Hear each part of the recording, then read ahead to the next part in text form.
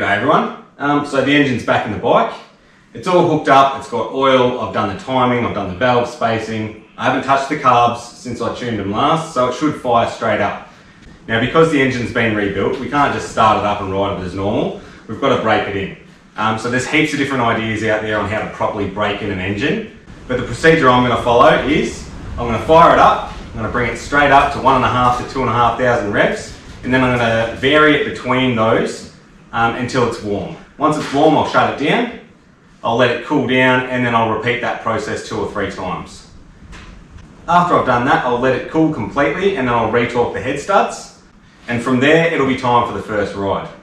So when I'm doing this, I really want to avoid letting it idle for any protracted period of time, and you don't want to hold the revs at a constant speed for too long because you run the risk of glazing the bore. And if you glaze the bore, your rings will never seal properly. So moment of truth, let's get this thing started. Fuel on, choke on, open the door so I won't suffocate myself.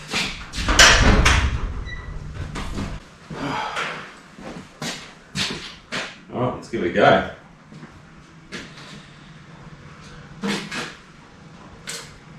Good.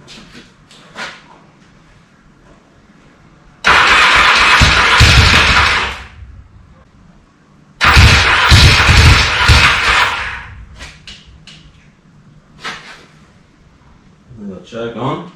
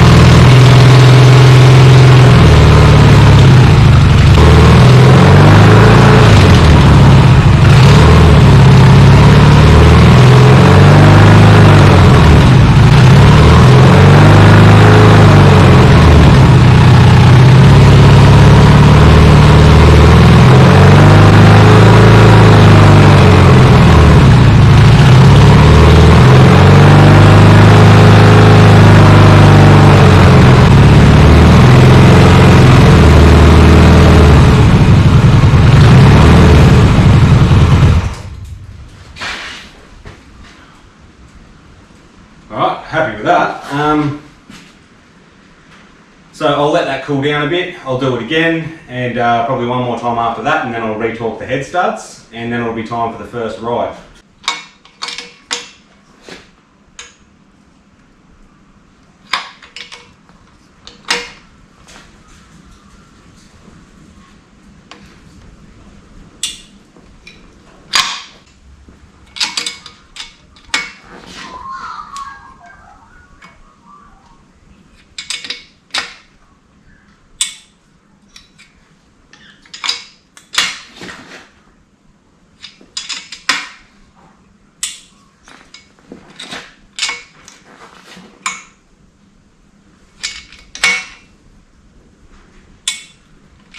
Alright, so the factory recommended break-in procedure.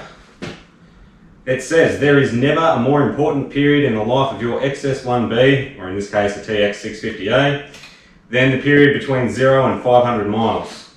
For this reason, we ask that you carefully read the following material. So I'll brush over it, but basically 0 to 350 miles, we want to avoid operation above 3.5 grand, allowing cooling off period of 5 to 10 minutes after every hour of operation.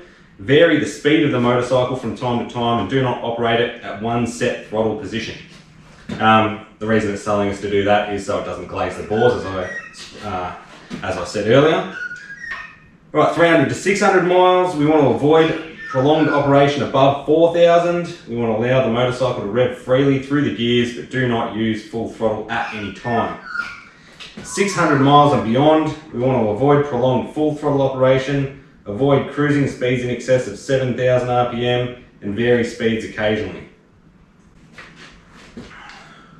Alright, so I'll take it on its first ride now. I'm just going to go on a windy road so I get to vary the throttle quite a bit. And after that I'm just going to ride it as per normal, but following the instructions they said in here. So 0 to 350 miles, I'll keep it below 3.5 grand. 300 to 600, I'll keep it below 4,000. And 600 and beyond, I'll just ride it as per normal, but without revving the guts out of it.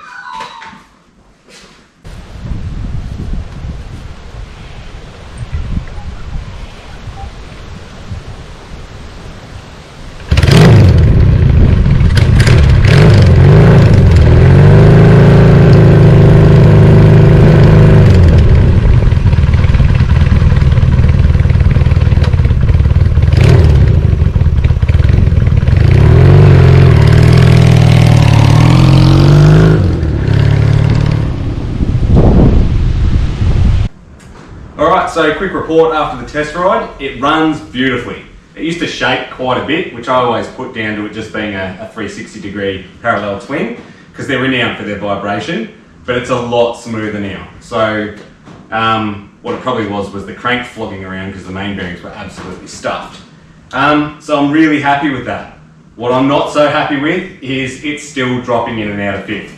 As a matter of fact, it's doing it worse than it was before.